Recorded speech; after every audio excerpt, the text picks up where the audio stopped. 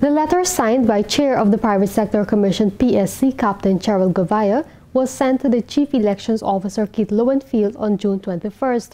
The PSC argued that a new chair will inclusively and respectfully decide the best way forward. Govaya noted that based on legal advice sought, Gecom cannot legally undertake this exercise without a chairman in place. Quote, "We have sought legal advice on this matter, and it is our understanding that you have not been legally directed by the Commission to proceed as you are doing, and that to conduct house-to-house registration is unlawful." End of quote, the letter stated.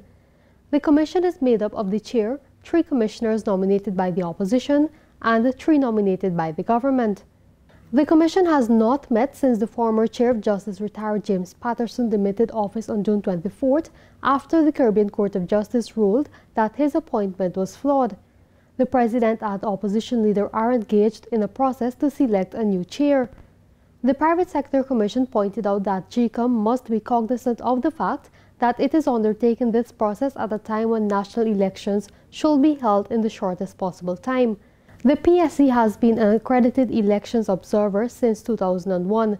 Govaya in his letter noted that the last house-to-house registration exercise in 2008 followed consultations with civil society, political parties, and the international community.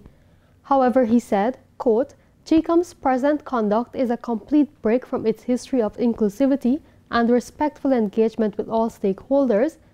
Gecom is failing to meet its duty to communicate, provide facts, and justify its actions to the public." End of quote. The PSC chair further argued that undertaking the exercise without proper engagement undermines the credibility of Gecom. Quote, "We cannot have a credible database if these elements are completely absent from the current house-to-house exercise you are embarking on." End of quote, he noted.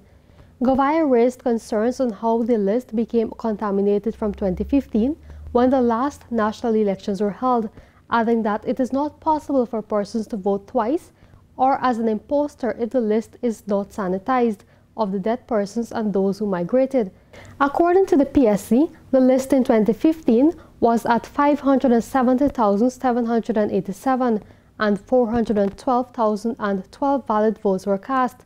At the 2018 local government elections, this updated to 573,928 due to continuous registration.